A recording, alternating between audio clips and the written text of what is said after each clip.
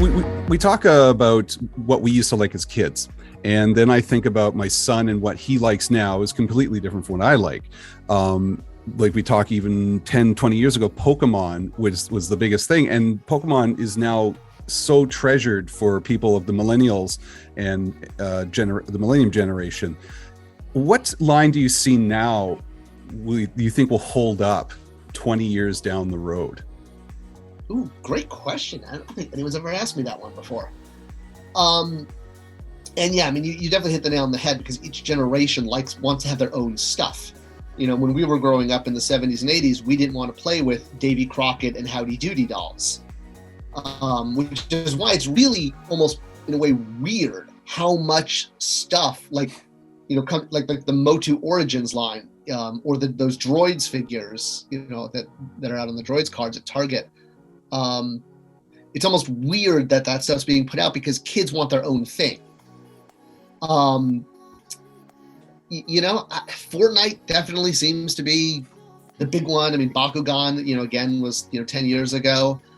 Really one of the big differences is, one, so many kids playing on screens and not getting, not engaging in actual play, because parents need to parent their children and not use screens as babysitters. And then the other thing is the big change has been in the way kids absorb content. We used to, He-Man would be on every day at 4:30 in the afternoon or whatever it was. It was syndicated from the get-go. So every day you'd gather around the slide, like we'd say, gathering around the water cooler at the office, and you'd talk about what happened on He-Man or Thundercats or G.I. Joe or, My Little Pony or Strawberry, whatever. You don't get that anymore, because now kids binge shows on Netflix. Not only are they taking an entire season in one sitting, but they're not doing it in sync with other kids. There's no communal experience of watching a show and talking about it at the playground, because what one kid binges on Netflix, another kid's binging something else on Hulu. So the loss of that communal shared experience with content, combined with kids no longer participating in traditional imagination-based play, I think we're going to see some major repercussions of that. And as for what's going to be that toy line that everyone remembers that's coming out right now, it's hard to see, because you don't really see something like a Star Wars or a He-Man.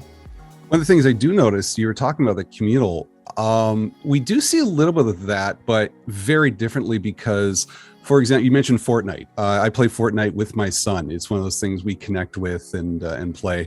And they have events. So I know that when a big event happens in a season, the kids are talking about it at school, the ones who are playing Fortnite. And so it may not be the entire group, it may be a smaller amount of people, but there is an event.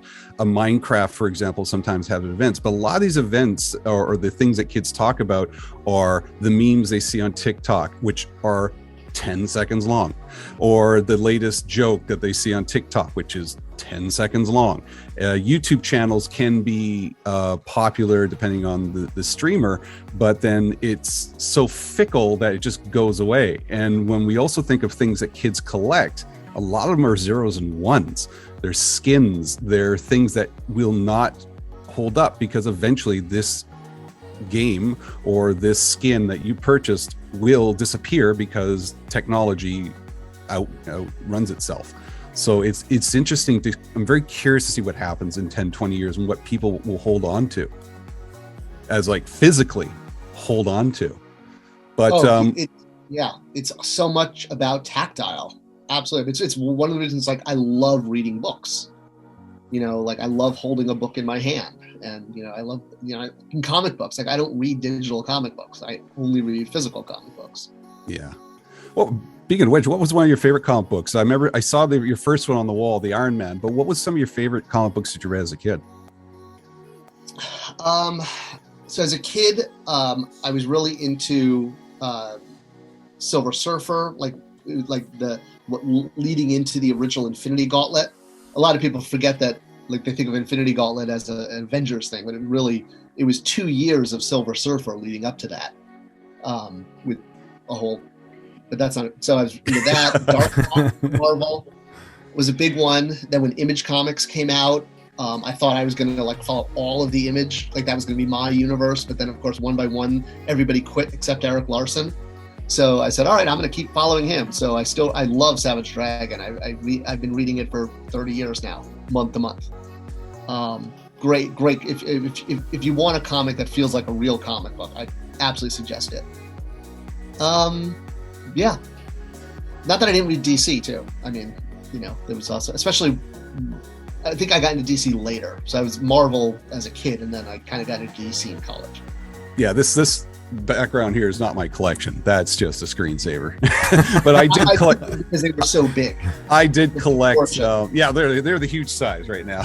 Yeah. I did collect superpowers as a teenager, quietly, secretly. It's one of those things as kids that you didn't want to tell anybody that you were still collecting toys at the age of 12 or 13. So you quietly walk into the bay, at least in Canada, and you see something and you're quietly putting your bag and you just buying it.